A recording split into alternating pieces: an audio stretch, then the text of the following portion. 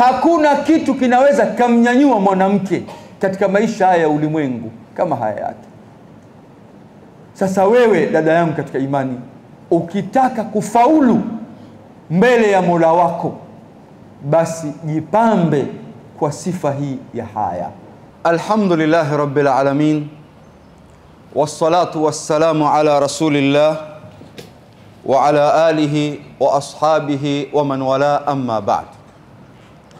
Dada zangu katika imani, awali ya yote tunamshukuru sana Allah tabaraka wa taala ambaye ametuwafikisha leo kuweza kukutana hapa. Pili, namshukuru sana mwalimu wangu, shekhe wangu, kipenzi chetu, Sheikh Nuruddin Kishki, Allah ampe umri mrefu wa kheri na amruzuku mwisho uliokuwa mwema yeye na sisi pamoja.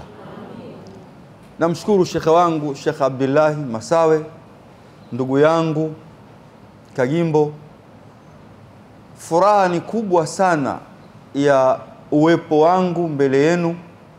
Nafsi yangu mimi imefarijika sana kuwa hapa, na hasa katika darsa au muhadhara huu ambao namuomba Allah tabaraka wa taala atupe taufiki yale ambayo tutakayozungumza.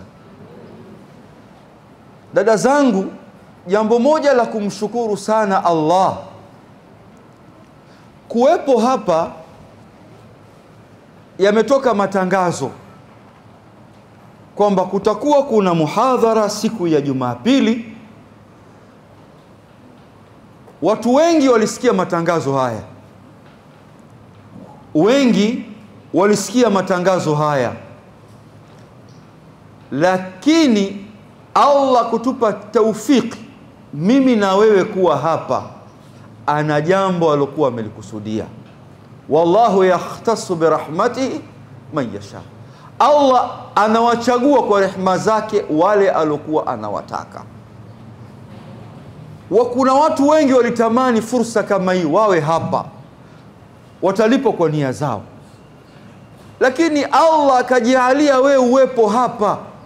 Vikao hivi dada zangu katika imani vina kheri iliyokuwa kubwa mno. Mtu kutoka nyumbani, kaacha shughuli zake, kaacha kazi zake, kaacha yale yanomshughulisha pengine ya familia, wakati mwingine wiki nzima yuko kwenye kazi zake mbalimbali, lakini akasema hapana, kuna jambo la dini. Akatoka alikotoka akaja hapa kwa sababu ya dini. Faida yake, moja katika faida yake iliyokuwa kubwa, jana nilikuwa nazungumza pale kwamba huenda mazungumzo yote haya kibinadamu usipate faida yoyote, lakini tu kuja kukaa hapa, moja katika faida, sote tunafahamu jinsi gani Allah tabaraka wa taala alivyoelezea kiyama kwenye Qur'an. Jua itakayokuwa limeshushwa, watu wataogelea kadri ya amali zao kutokana na jasho lilokuwa limewatoka. Lakini kuna watu Allah atawapa rehema zake. Miongoni mwa hao ambao Allah atawapa rehema zake siku hiyo, hadithi Ibn Abbas radhiyallahu anhuma, Mtume Muhammad sallam anasema siku ya kiyama Allah tanadi, atasema aina almutajalisina fiha, wako wapi ambao walikaa kwa ajili yangu, wameacha shughuli zao wakatenga muda kwa ajili ya Allah tabaraka wa taala. Natija yake nini? Al-yawma udhilluhum yawma la dhilla illa dhillu, leo ni wafunike na kivuli, hakutokuwa na kivuli isipokuwa kivuli chake Allah tabaraka wa taala. Na sisi sote kwa pamoja tunamuomba Allah kwa huruma zake, taufiki yake, rehema zake, atujalie tuwe miongoni mwao. Dada zangu katika imani, mazungumzo yetu ya leo nataka tujifunze kupitia hadithi moja ya Mtume Muhammadin sallallahu alayhi wasallam, ambayo iliyopokelewa na Imam Muslim. Hadithi hii, dada zangu katika imani, ni ya sahaba wa Mtume Muhammadin sallallahu alayhi wasallam, Abdullah ibn Abbas radhiyallahu anhuma. Anasema Ata ibn Abi Rabah, huyu alikuwa ni mwanafunzi wa sahaba wa Ibn Abbas. Anasema qala li Ibn Abbas, aliniambia mimi Ibn Abbas, radhi za Allah ziwe juu yake, ala urika mra'atan min ahli aljanna, je, nisikuonyeshe mwanamke miongoni mwa wanawake wa peponi? Amekaa Ibn Abbas, kisha yuko na Ata ibn Abi Rabah.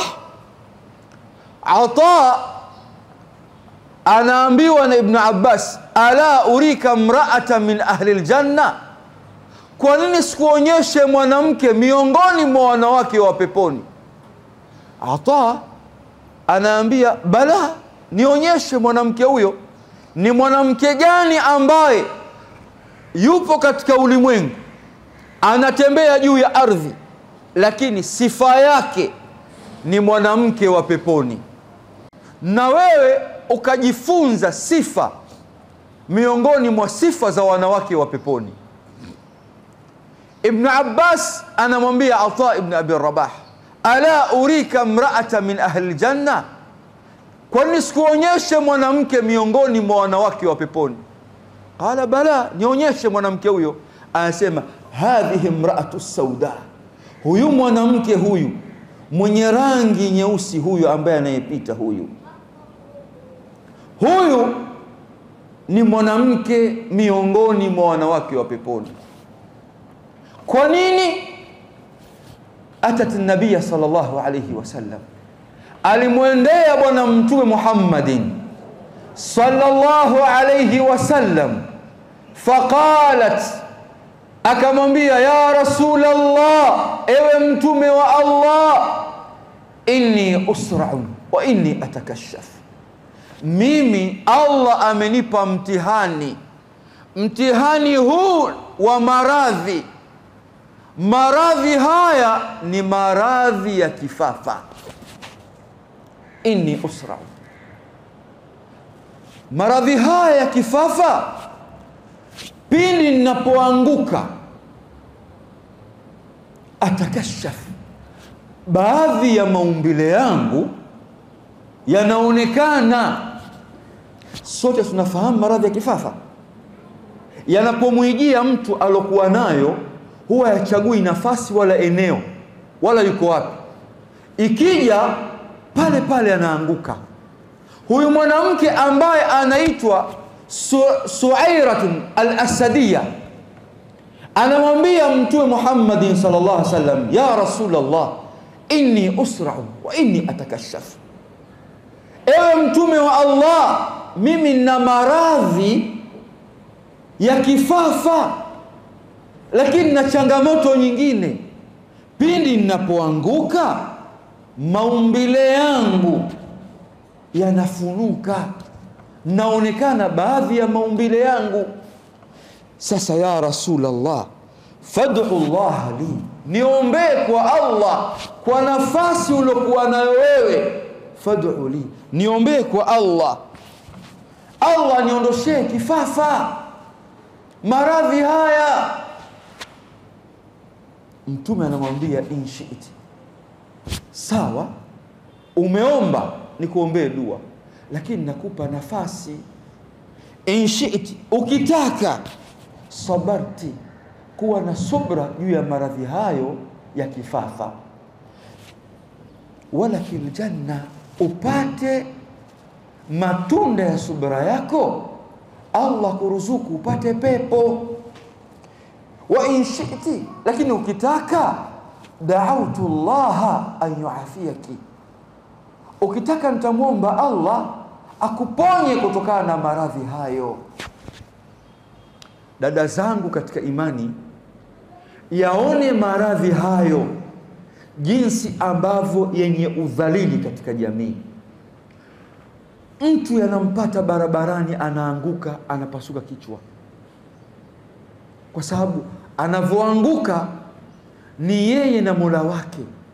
Akiangukia mgongo, kichwa, fahamu zinamtoka. Sasa mwanamke huyu anamwambia Mtume, niombee ewe Mtume wa Allah, maradhi haya yaondoke. Mtume anamwambia, sawa, naweza nikamwomba Allah hivi sasa na Allah akakuponya kwa maradhi haya, lakini ukitaka subiri, Allah akupe pepo. Na ukitaka mimi nitamwomba Allah akuponye. Mambo ni mawili, khiari ambao Allah khiari Mtume anampa mwanamke huyu.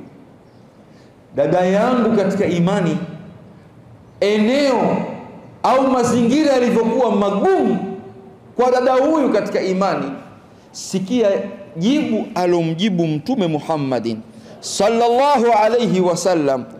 Qalat, akasema, asbir ya Rasulullah, mimi ewe Mtume wa Allah nasubiri, mimi nasubiri kwa mtihani huu ambao Allah alikuwa amenipa, mtihani wa maradhi. Asbir ya Rasulullah, nasubiri. Kisha akamwambia Mtume Muhammad sallam, fa inni atakashaf ya Rasulullah, lakini mimi naanguka, baadhi ya maumbile yangu yanaonekana. Fad'u Allah alla atakashaf, niombee kwa Allah mimi nitakapoanguka kwa maradhi hayo. Naomba tu niombee kwa Allah, maradhi nitasubiri, lakini tu maumbile yangu yasionekane, nikianguka Allah nistiri hivyo hivyo. Dada zangu katika imani, hadithi hii adhimu inatupa faida kubwa sana katika maisha yetu. Katika maisha yetu tunatakiwa tujifunze kupitia hadithi hii mambo ambayo itakuwa sababu yangu na yako kupata radhi za Allah, na Allah akaturuzuku au Allah aturuzuku radhi zake na atuingize kwenye pepo yake. Tufahamu kwanza, mwanamke huyu hakuwa ni mwanamke mashuhuri mwenye kufahamika katika jamii, mwanamke hohe hahe, hakuwa mwenye jina ambalo kila mmoja anamjua. Amefahamika kwa uchache kutokana na sifa hii ya kumwendea Mtume Muhammadin sallallahu alaihi wasallam. Mizani ya uchamungu anaijua nani? Allah peke yake. Mwanamke huyu ambaye anatembea katika mgongo wa ardhi, masahaba wanajua kabisa kinachomsubirisha huyu mwanamke kwenda peponi ni mauti tu, kwa sababu njia ya kwenda peponi lazima mtu mauti yamkute, aingie katika maisha ya barzakh, kisha tufufuliwe tuelekee imma katika pepo, Allah tujalie tuwe miongoni mwao, au ndani ya moto, na Allah tukinge. Kwa hiyo mwanamke yoyote ambaye Allah kamwafikisha akampa mtihani, miongoni mwa mitihani anatakiwa jambo la mwanzo awe mwenye subra, ndio itakayomsaidia kuelekea kwa Mola wake. Changamoto zozote za maisha lazima ujilazimishe uwe una subra. Subra ndio funguo za kheri, ndio funguo ambazo Muislamu akiruzukiwa nazo sababu ya kufaulu duniani na siku ya Kiyama. Tufahamu tumeumbwa katika ulimwengu huu kwa sababu ya mitihani. lengo la wewe kuumbwa na mimi kuumbwa ni kwa sababu ya mtihani. Allah anasema ndani ya Qur'ani, hal ataa ala al-insani hinu min ad-dahr lam yakun shay'an madhkura. Ilimpita mwanadamu kitambo, hakuwa mwenye kutajwa. Viumbe vyote vimeumbwa, mwanadamu kaja kuumbwa hatua ya mwisho kuwa khalifa wa kuongoza katika ardhi hii. Kisha Allah anasema, inna khalaqna al-insana min nutfatin amshaj, tumemuumba mwanadamu kutokana na tone la manii ambalo lilikuwa limechanganyikana kati ya mwanamume na mwanamke. Lengo nini? Nabtalihi, tumpe mtihani kwa hali uliokuwa nayo kuletwa katika ulimwengu ili upewe mitihani. Faja'alnahu samian basira, Allah akatupa nyenzo za kuweza kukabiliana na mtihani huu. Allah akatupa masikio ya kusikia na macho ya kuona. Kisha Allah anasema, thumma inna hadainahu sabila imma shakiran imma kafura. Wewe kuumbwa kwako hapa, jua umeumbwa ili upawe mitihani. Sasa jukumu lako, na sifa ya Allah ni sifa ya uadilifu. Anapokupa mtihani, anajua kabisa kwamba una uwezo wa kuuhimili mtihani huo. Anajua hivyo ili ufaulu. Na hakuna mtihani uliokuwa mzito kama mtihani wa maradhi, kama wanavyosema wanazuoni, inna Allaha idha ahabba abdan ibtala. Allah anavyowapenda waja wake anawapa mtihani. Faman radhiya falahu ridha, mwenye kuridhia akasema mtihani huu unatoka kwa Allah, na Allah naye anamridhia na anampenda. Waman sakhita falahu sukht, atakayeona kwa nini mimi sio kwa wenzangu, mbona siku zote ni mimi tu, mbona hayewe kwa wengine ni kwangu, na Allah naye anamchukia. Kwa kuwa huko katika mtihani huu wa kila aina ya masaibu unayoyapata katika ulimwengu huu, wanasema wanazuoni, ukijiuliza wewe, kwa nini lakini ni mimi sio mwenzangu? Kwa nini naumwa? Kwa nini na matatizo ya kifamilia, wazazi, watoto, mali, kadha wa kadha, changamoto 1, 2, 3? Jua kwamba Allah anakupenda. Khudh hadhihi al-ashya allati tu'limuka ala qalbik ala anna hadaya min Allah subhanahu. Yote haya ambayo yanaumiza moyo wako, yakusanye 1, 2, 3, yaone kwamba ni zawadi ambayo Allah tabaraka wa taala anakupa wewe ili akunyanyue daraja lako, akusame makosa yako. Siku unaondoka kwenye ulimwengu, akupe radhi zake. Chukulia kwamba ni zawadi, kwani kuna watu wengi Allah hakuwapa mitihani kama hiyo ulioipata wewe, kwa sababu Allah anakupenda. Kwa hiyo moja katika changamoto ni ile mitihani ambayo Allah tabaraka wa taala anapompa mja wake lazima awe mwenye subra. Mwanamke huyu Allah alimpa mtihani wa maradhi na akasubiri. Na wewe utakapopata mtihani wa maradhi, jambo la mwanzo kuwa na subra. Hadithi ya Suhaib ibn Sinani radhiyallahu anhu, Mtume Muhammadin sallallahu alayhi wasallam anasema, ajaba al-amri al-mu'min, ajabu iliyoje ya jambo la mu'min, shani ya Muislam, tunu ya Muislam, inna amrahu kullahu khair, hakika ya jambo lake lote ni khairi. Kwa nini? Walaysa dhaka li ahadin illa al-mu'min, sifa hiyo ya jambo hilo hana yoyote isipokuwa ni Muislamu peke yake. Kwa nini? Anasema Mtume, in asabatuhu sarau shakara, akipata mambo ya kheri anamshukuru Mola wake. wa in asabathu dharra sabara, akipata mitihani, misukosuko, anasubiri kwa kutafuta radhi za Mola wake.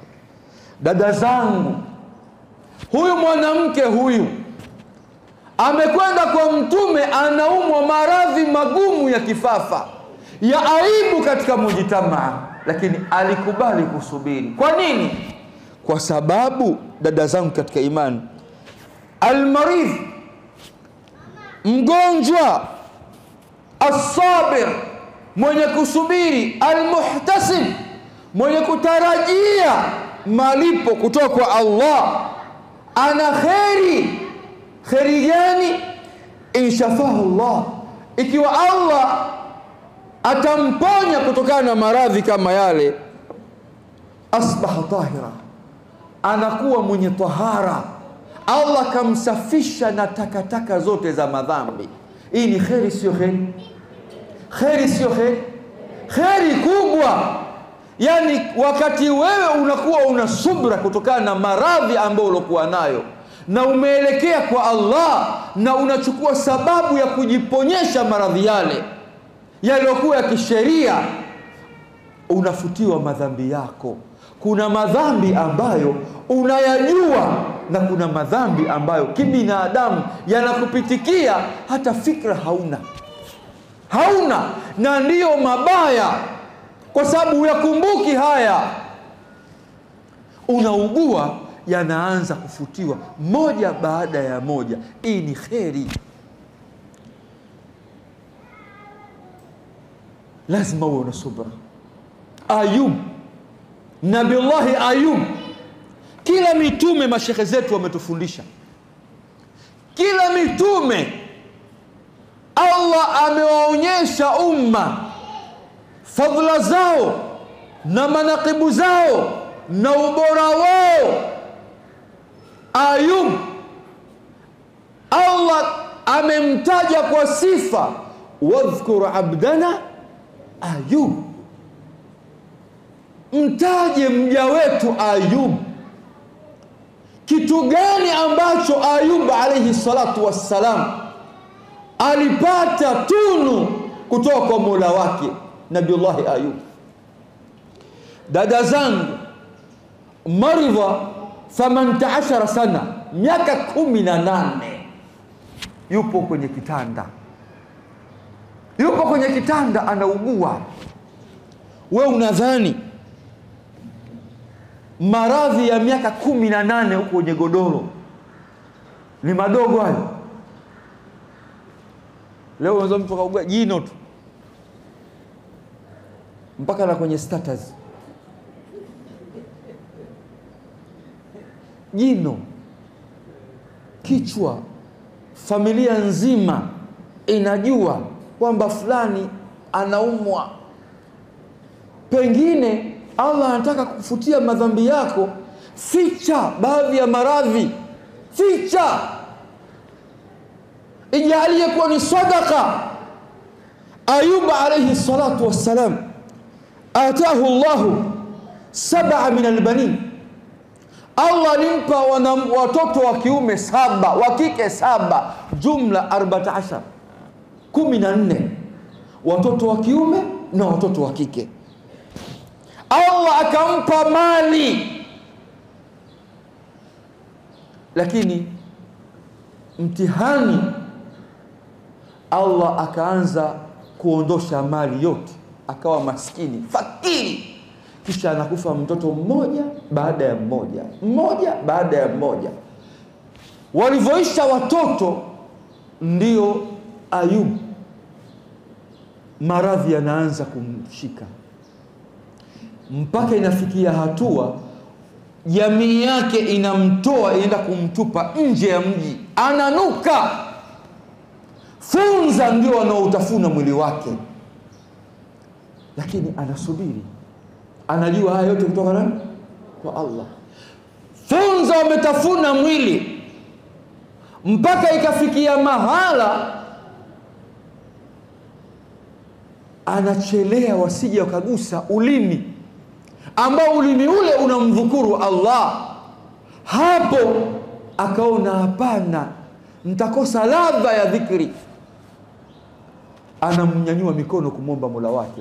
Anasema Rabbi wa Ayub idhnada rabba anni massani dhur wa anta arhamur rahimin. Hapo ewe Allah, imenigusisha madhara kidogo, hanyanyuki huyu, hali mbaya. Ndio hapo Allah anamletea faraja. Kwa nini? Kwa sababu unaweza ukaona jambo lina shari, kumbe lina kheri ndani yake. Maradhi unaweza ukaona na sura mbaya, lakini kumbe yana kheri, yanakutaharisha, yanakurubisha kwa Allah tabaraka wa taala. Dada zangu katika imani,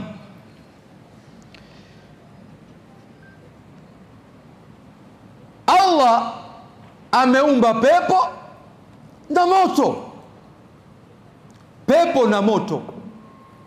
Lakini unaweza wewe ukaenda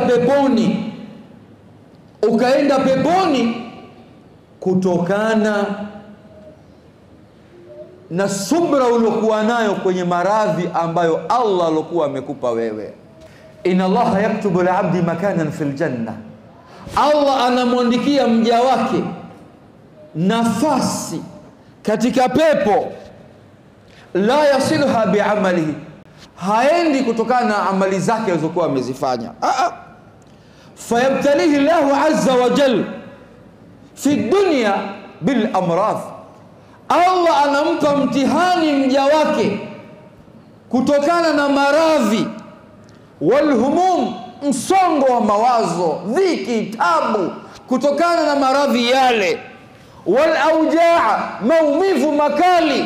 Kwa kuwa amesubiri, Allah anamwandikia nafasi katika pepo, hata yasila ila hadhihi almakana, mpaka anafika kwenye daraja la juu la pepo. Ni kwa sababu tu Allah kampa mtihani na kawa na subra kutokana na maradhi kama yale. Ndugu yangu, dada yangu katika imani, kuwa na subra kutokana na mitihani na maradhi ambayo au changamoto ambazo zinakupitia. Lazima we mwanadamu katika mgongo wa ardhi, huwezi kukaa hivi tu. Kuumbwa kwetu tumeumbwa kwa tabu, tumezaliwa kwa tabu, tumekaa kwenye matumbo ya mama zetu kwa tabu. Maisha yetu haya ni ya tabu. Hakuna mtu yoyote kwa nafasi yoyote katika ulimwengu huu ataishi kwamba yeye yuko kwenye raha. Hakuna.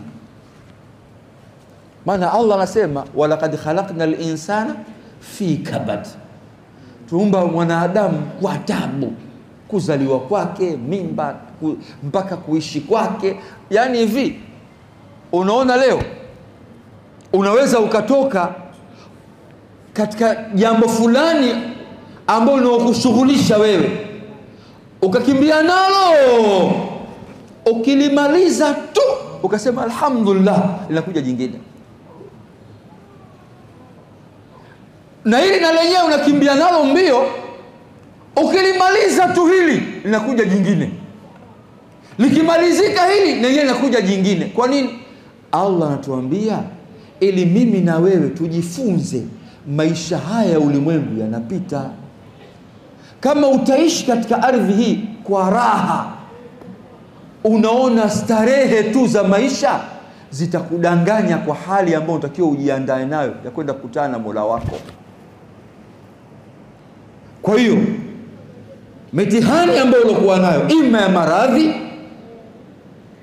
ima mitihani inayotokana na familia, ugomvi wa kifamilia, mume, watoto, kadha wa kadha wa kadha, elekea kwa Allah, muombe Allah.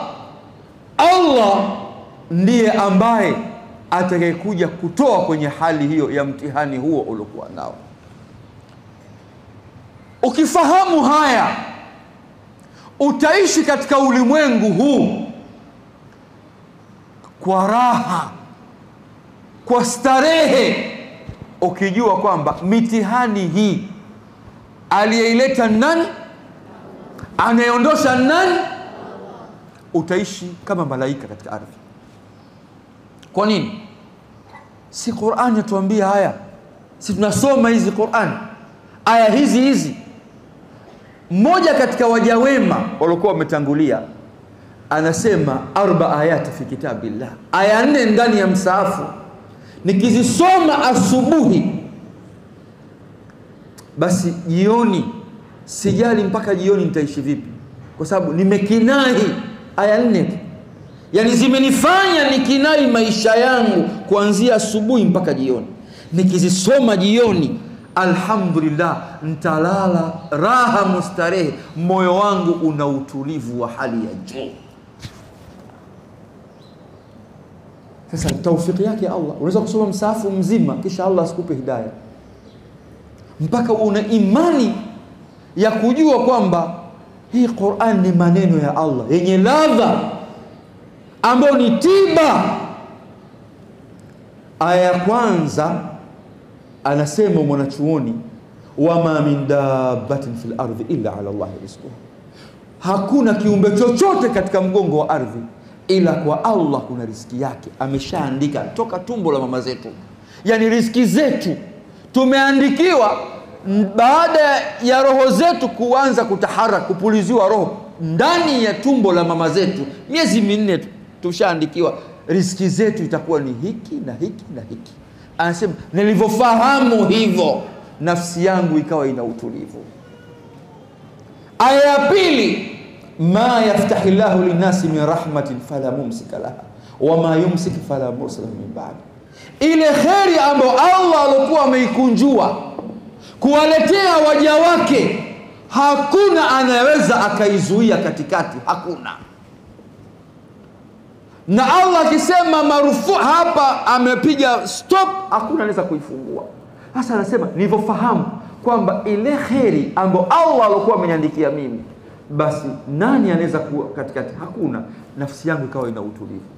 Aya 3, na ndio hasa nimeikusudia hapa, wa iyamsasuka Allahu bidhurrin fala kashifa lahu illa hu. Ikiwa Allah atakushia madhara, maradhi, msukosuko, kila aina ya jambo linaumiza moyo wako, hakuna anaweza kuondosha hali ile ila ni Allah peke yake. Kwa nini usilie na Allah? Kwa nini usimbembeleze Allah? Kwa nini usiwe karibu na Allah? Aya ya 4, innamal usri yusra. Kila pale penye uzito, tabu, mashaka, ndio hapo wepesi unapotokea. Elekea kwa Allah. Yale maumivu ulokuwa nayo, amka usiku, simama, mwelekee Allah. Leo bahati mbaya sana, kina mama wachache mno ambao wanaelekea kwa Mola wao. Fursa tunaipoteza, hata wanaume. Hivi kuna hadithi ndugu zangu ambayo ina matumaini makubwa, kama hadithi ya Abi Hurairah, yanzilu rabbuna tabaraka wa taala idha baqiya thuluthu al-layli min al-akhir. Allah ateremka mwenyewe, Allah kwa dhati yake anateremka, kisha asema man yad'uni, man yastaghfiruni, man yasaluni. Wewe una shida zako mbalimbali zinazokutesa, zinakuumiza, mwelekee Allah. Amka usiku. Tunapoteza taimu zetu. Kina mama bahati mbaya sana wallahi, yani saa moja yuko ni tamthilia, anaijua Sheikh Masaba, hii ni ya Kichina, hii saa ngapi ya Kiturki, hii sijui kadha, hii saa 4 sijui Othman Bey. Anakaa saa 5 hajamaliza, arudie mpaka inafikia mahala analala saa 7, saa 6, alfajiri yenyewe kuamka kwa tabu ni hasara, sio hasara? Allah anasema, nani anayeniita hivi sasa? Mtu anakoroma tu, anakoroma. Nini sababu? Tamthilia. Nani anayetaka nimsamehe hivi sasa? Mtu anakoroma. Nani ananiuliza hivi sasa? Watu wanakoroma tu. Dada zangu, mshtakia Allah kwa yale ambayo ulikuwa nayo wewe katika mitihani, katika misukosuko. Allah peke yake ndiye anaweza kufariji kutokana na yale mazito uliokuwa nayo wewe. Chukua fursa hiyo adhim kumbembeleza Mola wako. Dada zangu katika imani, hadithi yetu tunaokwenda nayo katika muhadhara wetu huu,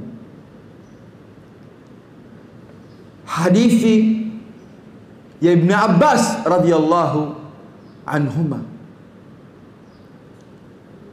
Alikuwa ameketi pamoja na Ata ibn Abi Rabah, mwanafunzi wake. Anasema Ata, qala li Ibn Abbas, aliniambia mimi Ibn Abbas, ala urika mra'atan min ahli aljanna, je, nisikuonyeshe mwanamke miongoni mwa wanawake wa peponi? Qultu bala, niambie mwanamke gani ambaye ni wa peponi? Qala hadhihi imra'atu sauda, huyu mwanamke huyu ambaye mwenye rangi nyeusi anayepita huyu ni mwanamke wa peponi. Kwa nini? Atat an-nabiy sallallahu alaihi wasallam, alimwendea bwana mtume Muhammadin sallallahu alaihi wasallam, faqalat, akasema, ya Rasulullah, ewe mtume wa Allah, inni usra'u, mimi na maradhi ya kifafa, wa inni atakashaf, na pili ninapokuwa nimeanguka kutokana na maradhi ya kifafa, maumbile yangu yanaonekana baadhi yake.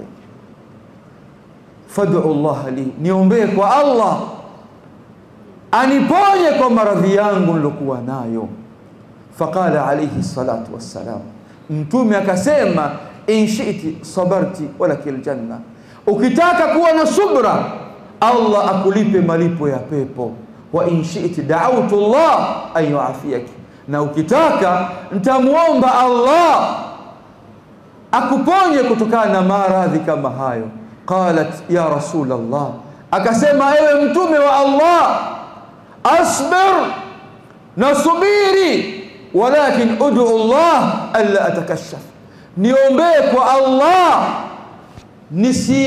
nitakapoanguka nguo zangu zistirike, maumbile yangu yabaki salama.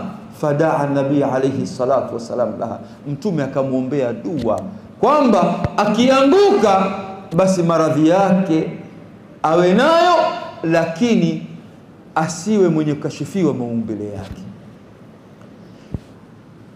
Jambo la mwanzo tulozungumza, dada zangu katika imani, ni kuwa na subra. Kama mwanamke huyu alikubali maradhi hayo, awe nayo, lakini tu apate nini? Radhi za Allah, apate pepo ya Allah.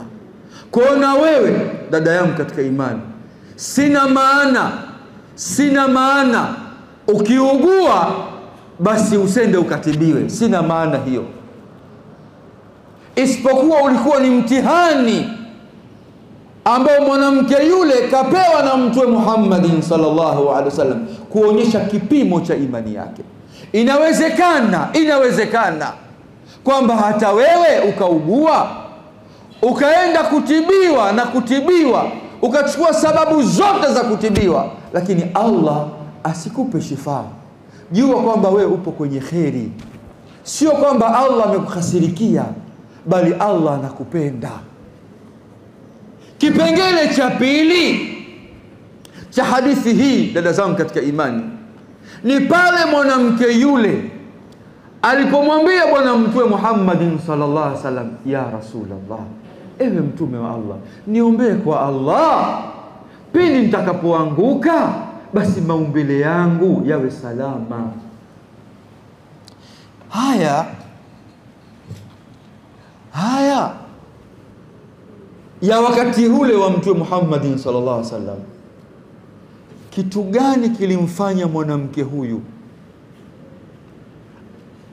amuombe Mtume, amuombee dua ili maumbile yake yawe salama? Dada zangu, ni haya ambayo mahal asafu leo imekosekana katika mujtamaa wetu.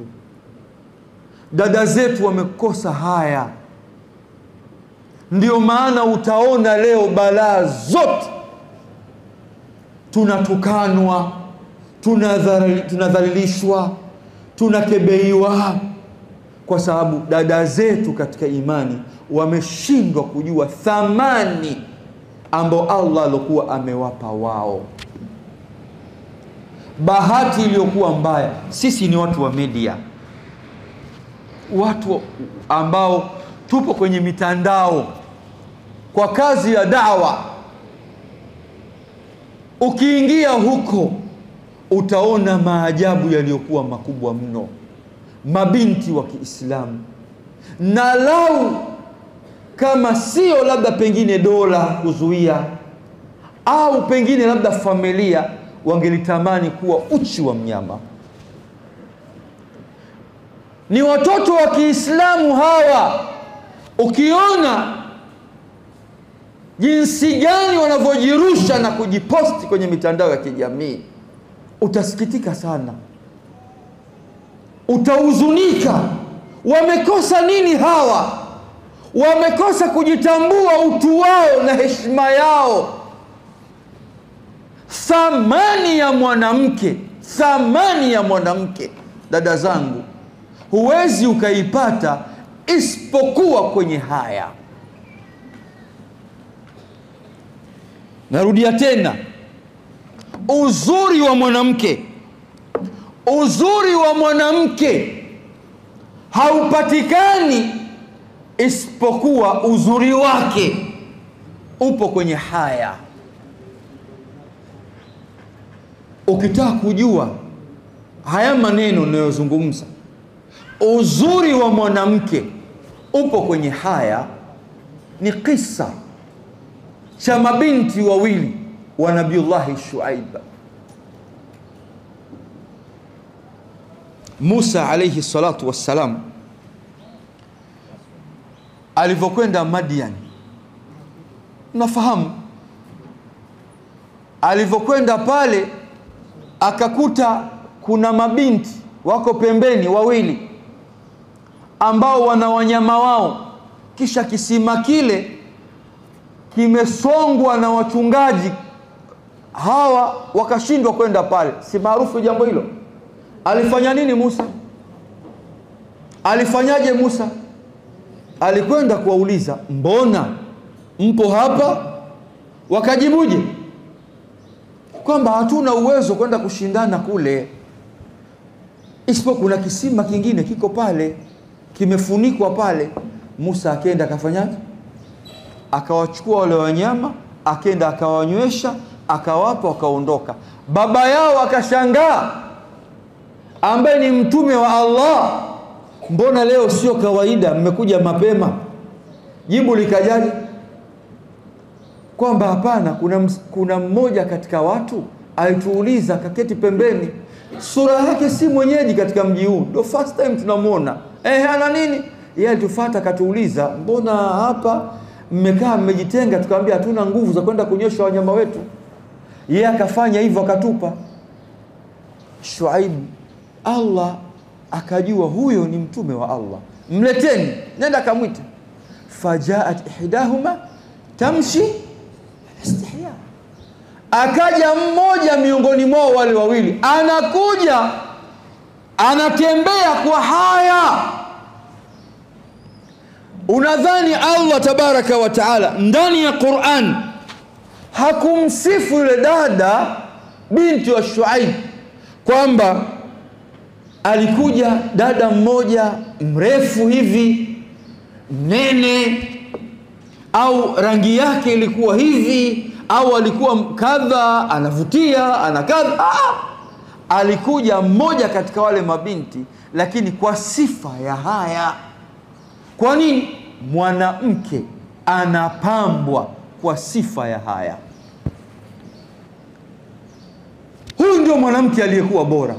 Lakini bahati iliyokuwa mbaya, wanawake wetu wa leo, dada zetu, mama zetu, wamekosa sifa hii ya haya. Dada zangu, hivi unadhani wewe Maryam binti Imran, mama yake na Isa, pindi Jibril alayhi salatu wassalam alipomwendea na akambashiria mtoto na akampulizia roho ambaye ndiyo Isa bin Maryam, kitu gani kilikuwa kinampa tabu sana Maryam? Ni kimoja tu, haya. Ataiambia nini jamii yake kwamba hii mimba ambayo nilokuwa nayo leo, jamani, mimi sikuzini? Hilo tu kilichomfanya Maryam kuwa na uzito, dhiki, tabu. Ataiambiaje jamii yake? Wanasema wanazuoni, mpaka akasema ya laitani mitlu qabla hadha wa kuntum nasiyan mansia. Aya, ole wangu leo kwa hali nilokuwa nayo, bora mimi nisingeliumbwa, au ni mtu ambaye nimesahaulika, kutokutajwa kabisa. Yani mtu ambaye sipo katika vichwa vya watu, sijulikani kabisa. Kanat tukhbiru nisa, alikuwa anawaambia nyinyi kina mama, bi anna sharaf, heshima ya mtu, wal haya, na haya, aghla, ni bora min alhayat, kushinda maisha yenyewe. Heshima ya mwanamke na haya katika maumbile ya mwanamke ni bora kushinda maisha yenyewe. Dada zangu katika imani, kwa sababu Mtume Muhammadin sallallahu alayhi wasallam anasema inna likulli dini khuluqan, katika kila dini kuna akhlaqi, tabia zake. Wa khuluqil islam, na tabia ya Uislamu, alhayau, ni haya. Wewe dada yangu katika imani, je, unaishi kwa maumbile ya Uislamu kwa haya? Nipige mifano michache ya sahabiyati, wake wa mitume, bali wake wa masahaba, uone jinsi gani Allah aliwapamba kwa sifa ya haya. Kisha tuone dada zetu huko nje, mama zetu huko nje wakoje. Bahati mbaya, shekhe wangu, unakuta kuna wanaume wengine tumekosa ghera, anakwenda anapiga picha self, naenda kurusha kwenye mitandao ya kijamii, anamuonyesha mke wake na binti yake. Yani mwanaume huyu yupo tu katika ulimwengu, lakini hana haya. Yani kana kwamba dayuthi.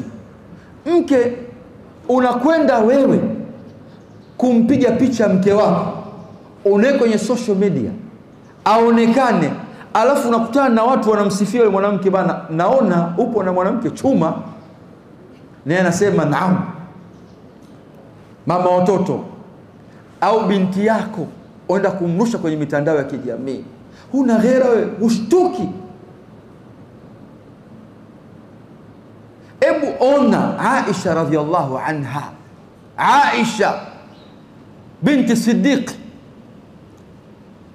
mke wa Mtume Muhammadin sallallahu alaihi wasallam, bado mdogo huyo Aisha. Yani riwaya zinasema Mtume amemuoa akiwa na miaka 6, lakini miaka 6 ni kwamba anaolewa kisha anabaki kwa wazazi wake. Sio, mnaelewana? Anabaki huko mpaka anakuwa mkubwa, mpaka afika maana sasa hapa ana uwezo kwenda kuishi maisha ya ndoa, ndo anachukuliwa anapeleka kwa nani? Kwa mume wake. Haikuwa na maana ya miaka 6 anakwenda kuishi maisha ya ndoa, hapana. Miaka 6 lakini anabaki kwa nani? Kwa wazazi wake, mpaka baada ya hapo ndio anakwenda kuishi kwa mume wake. Aisha radhiallahu anha, dada zangu katika imani, ebu sikia hii hadithi ambayo ni hadithi adhim, au na haya alokuwa nayo mama yetu Aisha. Anasema Aisha anasimulia baada ya kifo cha Mtume, baada ya kifo cha baba yake Abu Bakar, baada ya kifo cha Umar, baada ya kadha wa kadha kwenye maisha yake anasimulia. Anasema kuntu adkhul fi baiti alladhi dufina fihi Rasulullah sallallahu alaihi wasallam, nilikuwa naingia kwenye nyumba ambayo ni asli ya chumba chake yeye. Nilikuwa naingia kwenye nyumba ambayo nyumba ile alikuwa amezikwa Mtume Muhammad wa abi, na baba yangu. Nikifika pale faadhau thawbi, navua nguo zangu, chukua ushungi anaweka kule, anabaki yuko nyumbani kwake. Lakini anasema hapa yuko baba, hapa yupo nani? Mtume ambaye nani? Mumewe. Hebu angalia haya walokuwa nayo. Anasema wa aqul, na nasema inma huwa zawji wa abi, huyu najiachia ni kwa sababu huyu ni mume wangu na huyu ni baba yangu. Lakini katika hali gani? Wakiwa wapi hao? Kaburini, wamezikwa hao kaburini. Anasema huyu ni mume wangu na huyu ni baba yangu, anavua ushungi. Anasema falamma dufina Umar, alipozikwa Umar ibn Khattab radhiyallahu anhu, Umar aliomba tena kwa Aisha mwenyewe, mimi anamtuma Abdullah ibn Umar mwanaye, baada ya kupigwa upanga ule na Abu Lu'ul Majusi, hali mbaya, akaona yuko kwenye sakarati al-maut, akamwambia mwanangu, hebu njoo Abdullah, nenda kwa Ummul Mu'mina Aisha, muombe Umar anaomba ruksa na yeye azikwe pamoja na jamaa zake, rafiki zake. Aisha akasema na mimi nilikuwa nalitamani hilo. Almuhimu Umar naye akazikwa pale. Alivyozikwa Umar mule ndani, ikawa sasa Mtume kazikwa hapa, Abu Bakar hapa, Umar hapa. Anasema Aisha radhiyallahu anha, falamma dufina Umar ma'ahum, alivyozikwa Umar pamoja nao, fa wallahi ma dakhaltu, na hapa kwa Allah sikuingia, illa wa ana mashdudatan alayya thiyabi, mimi nilikuwa najistiri vizuri nguo zangu nisije nikaonekana. Kwa nini? Anasema haya min Umar, kwa sababu ya haya kwa Umar ambaye kazikwa. Dada zangu, mnasemaje hapa? Mnasemaje hapa? Alishazikwa, kuna matamanio hapo tena, ambaye Umar kwa nafasi aliyokuwa naye kwa Aisha ni mama yake. Lakini Aisha anasema haya min Umar, haya kwa Umar. Leo hii maisha yetu tunayoishi ni shaghala baghala. Kwa nini nasema hivyo? Hadithi ya Uqba ibn Amir, Mtume anasema iyakum wadkhulu ala nisa, jiepusheni kuingia kwenye majumba ya wanawake. Jiepusheni kuingia kwenye majumba ya wanawake. Qalat rajul min al-ansar, mtu mmoja katika maansar sema, ya Rasulullah, afaraaita alham, shemeji ana nafasi ya kuingia kwa nyumba ya ndugu yake? Yani alhamu ni shemeji upande wa mume au upande. Je, shemeji yani akaribu zauji anaweza akaenda kwa ndugu yake akaingia anavyotaka yeye? Yani mathalan mimi na ndugu yangu mdogo wangu au kaka yangu hayupo pale, ndugu yangu, ila mimi naweza kuingia kwenye nyumba ile ninavyotaka mimi. Anasema alhamul maut, shemeji ndio afai, ndio maiti kabisa, anatakiwa achukuliwe tahadhari ya hali ya juu. Ndio tunavyoishi ndugu zangu katika maisha yetu haya, ndio tunaishi. Au shemeji akija ndio anaingia nyumbani, anapakuliwa chakula, ndio jisikie huko nyumbani na feni na AC na kadhalika, yuko nyumbani. Mume hata akija ashtuki kwamba ndugu yangu yuko pale. Pengine amkuta amekaa na mke wake, na mke hana ushungi pale, wamekaa wote wanaangalia TV. Maisha ambayo hayana imani hata kidogo, kwa sababu alhayau minal iman, haya ni katika imani. Ndio maisha yetu yako hayo ndani ya majumba. Aisha anaogopa kwamba itakuwaje mimi niingie kwenye chumba alichozikwa Omar, ambaye kwa nafasi Omar hawezi kumwoa. Aisha ni mama yake, anaogopa haya min Omar. Wewe leo unaswampa tu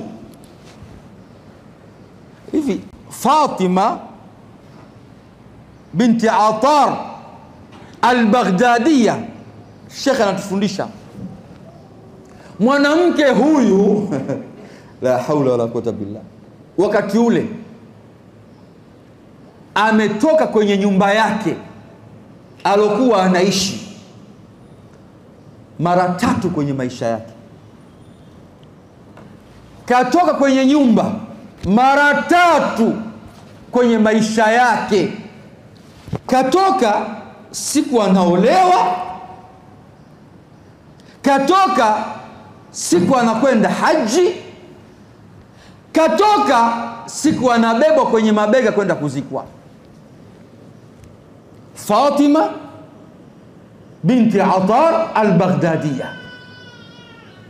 Leo dada zetu walikuwa kipindi kile, leo alhamdulillah kheri kama hizi zinaruhusiwa kuja kwenye halaka za elimu kama hizi. Hebu niambie leo, wake hawa mashekhe zangu, dada zetu, Allah wahifadhi, wanajua duka moja Kariakoo la bei ya nguo iliyokuwa hapa ghali, hapa kawaida. Wanajua maholi yote ya mjini kwenye maharusi, wanajua, sikwambii Temeke, nakwambia Dar es Salaam nzima wanajua bei ya nguo iliyokuwa nafuu ni sehemu gani.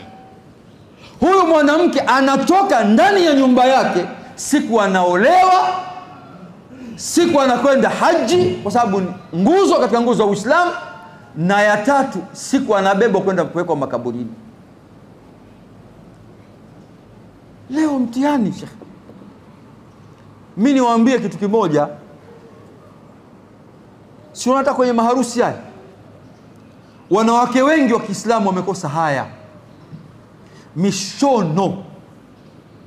Yani wanakwenda kwa mafundi. Wadhani anaweza kutoka mwanamke Temeke, lakini sio nyinyi sio nyinyi, nazungumzia tu yani mengi. Akatoka hapa akaenda Mbagala, akatoka hapa akaenda Kariakoo kutafuta fundi. Wadhani kinachotafutwa nini? Mshono. Kuna harusi mshono. Sasa niwaambie bahati mbaya, mimi sijui Dar es Salaam Sheikh kishi vizuri, Sheikh wangu, lakini sisi kama huko Mwanza tuna changamoto. Naomba Allah tufanyie wepesi. Changamoto lokuwa nayo, hatuna maholi ya Kiislamu. Sijui hapa. Sasa unakuta mwanamke anatoka, anakwenda kwenye holi, anasema hapa hakuna wanamume. Anafika pale mlangoni, anavua jilbabu lake, anavua nguo yake, anaweka kwenye handbag, inawekwa pale, anaingia. Sasa hapo ni kushindana kwenye mishono. Sasa ukifika pale, wao wanajiona kwamba wako wao kwa wao. Kumbe bwana, kuna kamera za ulinzi pale. Wamekaa jamaa kule wanaangalia. Muangalie yule mwanamke anavocheza, muangalie yule mwanamke alivovaa, yeye hana habari, tuko wanawake kwa wanawake. Bali kuna wanawake wako pale wanapiga selfie. Pap, kwenye mameza ya vyakula, ndivyo sivyo? Kapiga wewe huko nyuma, unaona kwamba mtindo pote pako wazi hapa, ujali mshono, nataka waone mshono, kwa sababu unashindana, waone kwamba wewe ukupitwa na wakati. Unaona maafa hayo? Sasa niwaambie, kuna wakati mwingine anaingia mwanamke ndio anachukua video, wewe una amani kabisa bana, hata cameraman bana mwanamke bana, kumbe anayekwenda kuediting ile ni mwanaume. Wamekaa kama hivyo, waneti angalia hapa, kata hiki, fanya hivi, mwangalie mwanamke, mlete wanaume tu. Wewe ambaye unavaa jilbab, alhamdulillah, kumbe unaenda kukashifiwa huko. Kuna watu wanakwenda kuedit, wanafurahi, wanakula mirungi huko wana edit kuangalia, angalia, unaona hapo, wewe unaona umehifadhika, kumbe umekashifiwa. Kwa nini uuze utu wako kwa maharusi ambayo hayana kheri mbele ya Mola wetu? Sasa ona wanawake waliopita, nikupe mwanamke mwingine, Fatima binti Muhammadin sallallahu alayhi wasallam. Utaona ajabu. Fatima radhiallahu anha amekaa siku moja, binti wa Mtume Muhammadin sallallahu alayhi wasallam, Fatima yuko pamoja na mwenzake ambaye ni Asma binti Umais, wanahadithiana mambo ya kike. Hasa Fatima nani Asma binti Umais anamwambia, unajua bwana, wanasema lamma kanat jalisa radiyallahu anha ma Asma binti Umais radiyallahu anha, wa kanat Asma, na wakati huo Asma binti Umais anamhadithia habari ya Habash, maana hijra ya mwanzo walitoka Waislamu Maka, wakimbilia wapi kutafuta nusra? Habash, ndivyo sivyo? Habash iko wapi leo? Ngoja kama masala ya ikhtilafu ama Habash ya leo iko wapi? Nisipoteze muda, ni ule ukanda mzima, lakini masahaba walikuja kushukia pale Eritrea kwenye upande wa bahari, sawa sawa wakafika pale, kwa kuna mfalme ambaye mfalme ule ni Najashi, ndivyo sivyo? Najashi anaitwa nani? Najashi anaitwa nani? Anaitwa Ashama. Najashi alikuwa anaitwa Ashama. Sasa Fatima nani Asma anamwadithia, unajua bana kule Habash kulivyokuwa huko, kuna kadha kuna kadha kuna kadha, anamwadithia mwenzake. Kumbe yule anayehadithiwa yule ambaye nani? Fatima binti wa Mtume Muhammad sallallahu alayhi wasallam, ambaye mume wake alikuwa nani? Ali ibn Abi Talib. Nataka kuonyesha hadithi jinsi gani wanawake waliopita walivyokuwa wana haya, kisha tujipime mimi na wewe. Anasema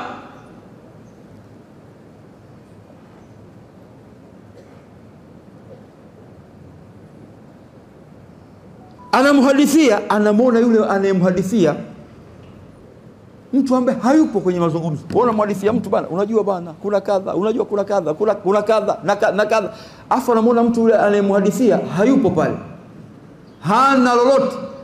Sasa kibinadamu unaweza bana anamwambia, ya Fatima mali uhadithuki fala tasma ilayya, wami nakuhadithia afu wewe una habari na mimi, najitahidi kuambia 1 2 3, lakini mbona una habari na mimi? Unajua habari iliyokuwa inamshughulisha, badala kuambiwa kama vile leo shekhe wangu ananihadithia, unajua Uturuki bana pako hivi, mimi nasema mashallah, natamani mimi siku moja. Unajua Dubai pako hivi, India pako hivi, South Africa pako hivi, mashallah kadha, na mimi natamani itakuwaje na mimi kadha. Si ndio wanadamu wote tuko hivyo? Sasa angalia Fatima, wakati kilichokuwa kinamshughulisha anasema, udhurun ya Asma, samahani, nisamee ya Asma, nisamee, naomba unisamee. Kwa nini? Lakinani kuntu ufakir, mimi nilikuwa natafakari yani nimehama na tafakari jambo gani? Anamwambia wallahi ya Asma inni ufakkiri fi nafsi ghadan, mimi natafakari jambo kesho, idha ana mitu, mimi wakati malakul mauti amekuja kuitoa roho yangu, natafakari siku hiyo. Ndio inanishughulisha hapa. Yani anamwadithia ulimwengu ule ulikuwa hivi, kuna kadha, kuna majumba. Maana wakati huo Habash, Eritrea ilikuwa wakati huo Habash yote ile imeendelea, biashara, majengo, kadha. Sasa anamwambia bwana, mimi haya unaonihadithia, mimi natafakari kesho pindi malakul mauti akija kuitoa roho yangu. Ndio linalonishughulisha hilo. Tena wallahi inni la astahi, tena mimi naona haya gani?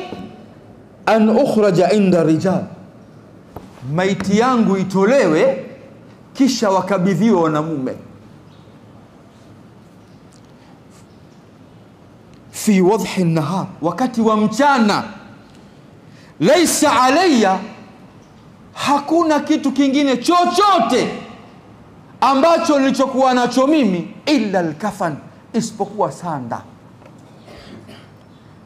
Yani huyu anamhadithia mambo ya ulimwengu yalivyo, huyu anatafakari, anasema naona haya maiti yangu itolewe, kisha maiti ile ikishatolewa wakabidhiwe wanamume kwenda kunizika, na mimi iwe ni mchana, wakati huo kila mmoja ananiona na maumbile yangu mimi yamezungushwa na sanda peke yake.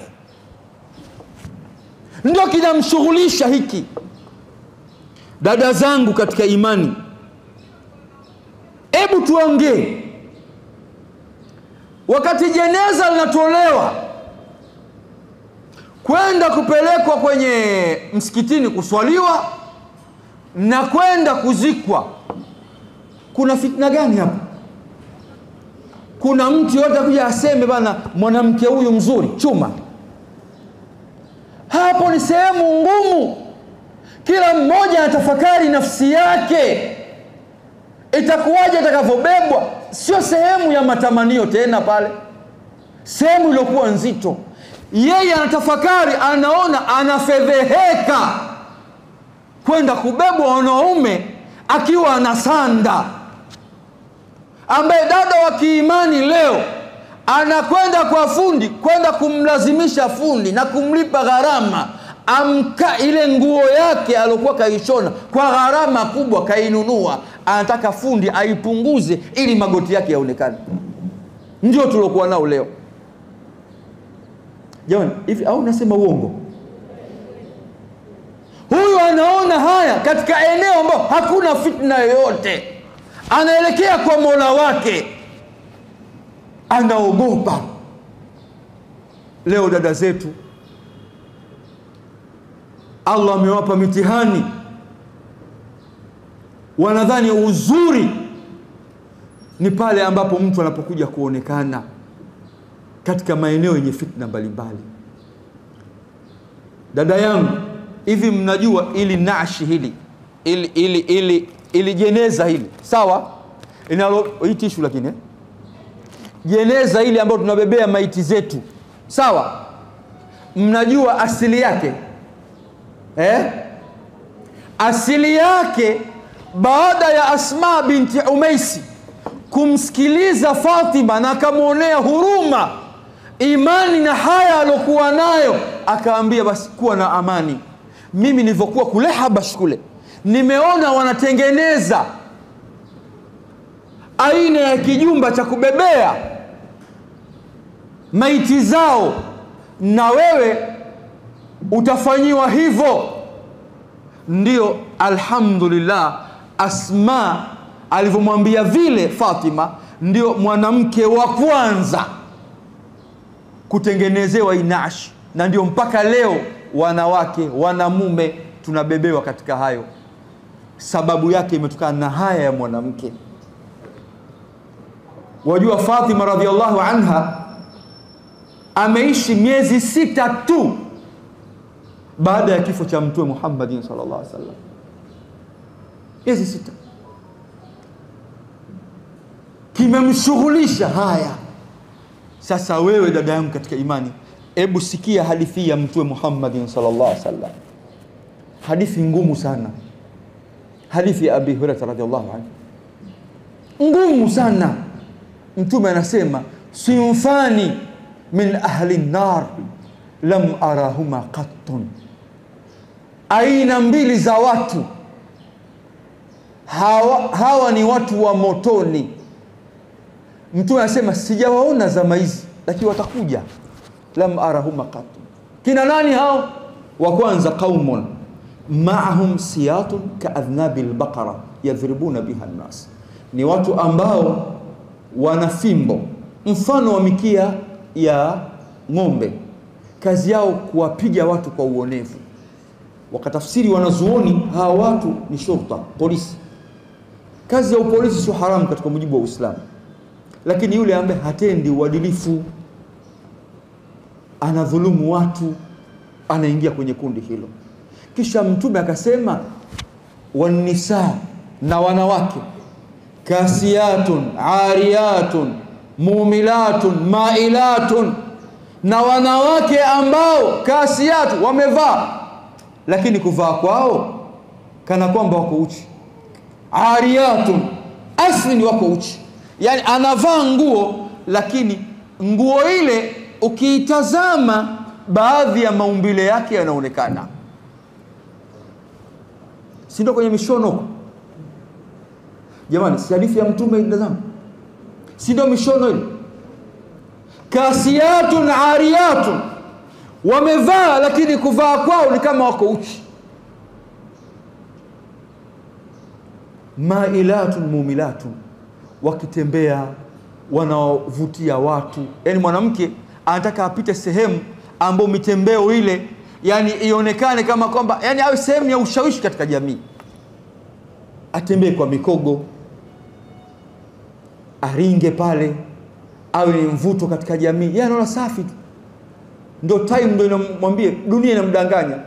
Mtume anasema anasema alama yao kasiyatun ariyatun mailatun mumilatun ruusuhunna kaasnimatil bukht, la hawla wala quwwata illa billah. Alama zao za kuwajua hao, anasema vichwa vyao vimesukwa kana kwamba nundu ya ngamia. Hivi unajua balaa tulokuwa nao leo katika jamii? Yani wanawake leo yani wanakwenda kwenye saluni ambayo saluni zile wanamume ndio wapambaji. Labda Dar es Salaam hakuna haya. Yani mwanamke anatoka na anajua kabisa mpambaji yuko mwanamke, asema aenda kupambwa na mwanamume. Mwanamume ndio ambaye anayemkata kucha mwanamume. Dayuthi huyu mwanaume ambaye ndiye ambaye anamtengeneza nywele, anamsuka, anampamba, ana kadha na yeye katulia. Mtume anasema ruusuhunna, vichwa vyao kaasnibatil bukht, kana kwamba nundu ya ngamia. La yadkhuluna aljanna, hao wanawake kwanza hawaingii peponi. Mwanamke sio takiwa ulie na Allah, ujute, ulete toba kwenda kwenye saluni kama hizi. Wanasuka msuko ambao wa kuonyesha kichwa chao kimesukwa, wengine marasta kwenye malana haya kama nundu ya ngamia. Mtume anasema hawaingii peponi. Sio pepo tu, hata harufu ya pepo Mtume anasema hawaipati. Hasara sio hasara. Sasa dada zangu, sio katika ulimwengu, tuko ulimwenguni, ndivyo sivyo? Hivi unadhani haya tunayozungumza, Asma binti Umais, Fatima, Isa, Adam, Ibrahim, kadha wa kadha, hawa wote hawa dada zangu wako wapi hawa? Sio wamekufa? Wako kwenye maisha ya barzakh. Sasa wewe unakwenda saluni kutengenezwa nywele. Maisha yenyewe haya ni ya kuungaunga sasa hivi. Yani mtu akishafikisha miaka 50 anaonekana mzee. Akifikisha miaka 40 kuendelea ndio tayari. Anasema unajua anapofikisha mtu miaka 40 ni kama aliyepanda kwenye mlima. 41 anaanza kufanya lile idha balagha rajul 40 sana falyakhudh hidra. Akifikisha mtu miaka 40 aanze kuchukua tahadhari.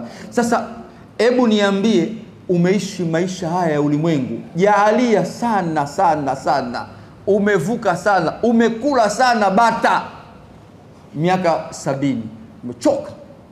Lakini kuna maisha ya kaburini, Allahu a'lam tutaishi vipi mule. Inawezekana, maana kiyama bado, kwa sababu alama zile kubwa zote hazijaja, asughra zote zimekuja za kiyama, lakini zile kubra hazijaja. Sasa ina maana kiyama bado, uishi katika maisha ya barzakh, maisha ya kaburini mule, kwa makosa ya matamanio ya muda mfupi wa maisha ya ulimwengu, ukavua hijabu yako, ukaondoa haya yako. Hebu niambie dada zangu katika imani, maisha ya kaburini ambapo kuna maisha mule, kuna mkongoto mule, si mnalijua hilo? Si mmoja tunaposwali mimi na wewe, dua ya kumwomba Allah tukinge na mambo manne, si ni wajibu ndani ya swala? Allahumma inni a'udhu bika min Allahumma inni a'udhu bika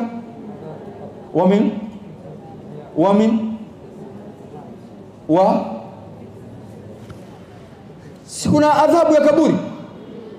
Ina maana kuna moto mule ndani ya makaburi, asubuhi na jioni. Annaru yuradhuna alaiha ghuduwan, moto utakuwa unawasha kwenye makaburi mule asubuhi na jioni.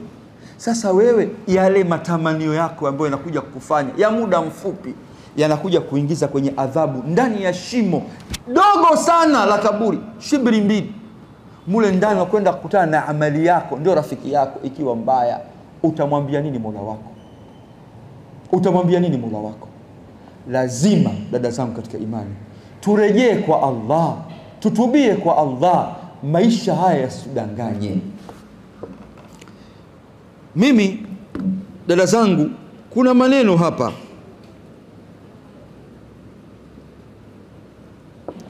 kuna maneno hapa, yani haya maneno haya wanasema wanazuoni, ma raaitu shay'an, sijaona chochote, yarfa'u qadra almar'atun, yananyanyua heshima ya mwanamke, kalhayaa, kama haya. Hakuna kitu kinaweza kumnyanyua mwanamke katika maisha haya ya ulimwengu kama haya yake. Sasa wewe dada yangu katika imani, ukitaka kufaulu mbele ya Mola wako, basi jipambe kwa sifa hii ya haya. Muhadhara huu namuomba Allah tabaraka wa taala, yale machache tuko tumeyazungumza, Allah yajalie ingie ndani ya nyoyo zetu. Na wallahi niwaambieni dada zangu katika imani, hakuna kheri kubwa kama hii kheri ambayo mlokuwa imeanzishwa na kiongozi wetu, shekhe wetu, Allah amuhifadhi. Wanawake huwa wakibadilika, huwa wanawashinda wanaume. Wanawake wakibadilika huwa wanashinda wanamume. Mageuzi ya wanawake kwenye mujtama huwa mageuzi ya uhakika, tofauti na wanaume. Hii kheri idumisheni, bali hamasishaneni, ili kila wakati mzidi. Hapa ndipo ambapo itatoka kundi ambalo ndio lilokuwepo hivi sasa. Unajua kuna wakati Mwanza ilifikia mahala, ikija harusi wakileta kadi, watu wasema hii kadi sisi harusi yetu tusameni. Kina nani hao? Kina mama. Sasa hili kundi hili ambalo tukilitazama tunaona ni kundi lilojaa kila la kheri, na subhanallah, mna bahati ya mimi nisema kibahati kimwanza mna bahati. Kuna watu wanaitamani kheri hii ya darasa hili kila mwisho wa mwezi, hawalipati. nawaambia. Lakini nyinyi Allah amewajalia na mtakuja kuulizwa kwa neema hii. Lishikilieni darsa hili, shikieni kheri hii, ili iwe sababu ya kufaulu katika maisha ya duniani na mbele ya Mola wetu. Subhanaka Allahumma wa bihamdi, nashhadu an la ilaha illa anta, nastaghfiruka wa natubu ilayk, walhamdulillah. Kishki TV, nuru ya dini yako.